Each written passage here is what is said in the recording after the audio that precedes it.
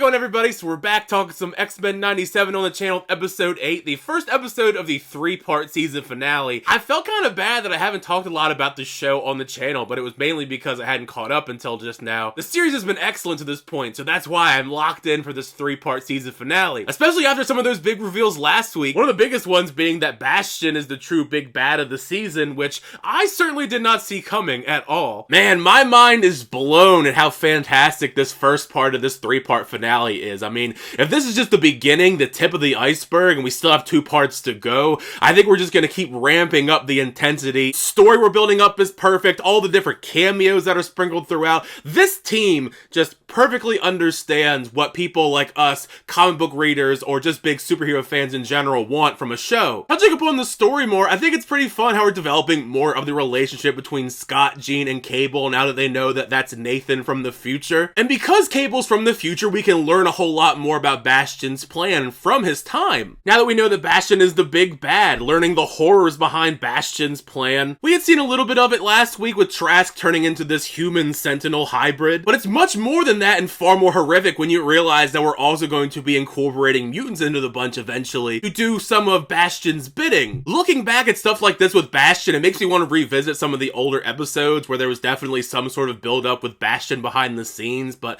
right now, at least, now that he's in the forefront of the story, Bastion is a phenomenal villain so far. I was shook in how he unveiled to Dr. Cooper his plan, Operation Zero Tolerance, which we've seen kind of teased before already. It's also from the comic books, so that's how I knew it was going to be coming into full force. Those teases we'd already seen were already pretty horrifying, but seeing the full process of him turning all these different humans into these human sentinel hybrids was pretty scary, making me much more nervous on what was going to unfold for the rest of the episode, and potentially the next 2 episodes, as this kind of only touched the surface. One major thing I'm really appreciating about X-Men 97 as opposed to the original show from the 90s is the way that it's utilizing Jean Grey as a character, because that show didn't do the greatest job fleshing her out more as a character, and I'm liking the little intricacies as we're developing more of her personality, having to come to terms with these memories that she has in her mind that are not even hers, they're Madeline's. Personally, though, one of my major MVPs of X-Men 97 is the addition of Nightcrawler. I think he's making a great addition to the X-Men overall. I really connected a lot to the speech that he made to Jean Grey during this situation, when he details his own tragic backstory about how he was abandoned by his mom, talking about blood is blood and family is a choice, and that's a beautiful line that I think a lot of people can connect with. Though they weren't heavily featured in episode 8, it was great to get a little bit of Jubilee and Roberto here and there. I was not anticipating Roberto's mom to just be a full-on Karen in this situation. The coolest part of their storyline is when they're being chased by the infected, Roberto finally uses his sunspot powers to get away. It was teased heavily in the marketing already. I was ecstatic about this kind of Summers family mission with Scott, Jean, and Cable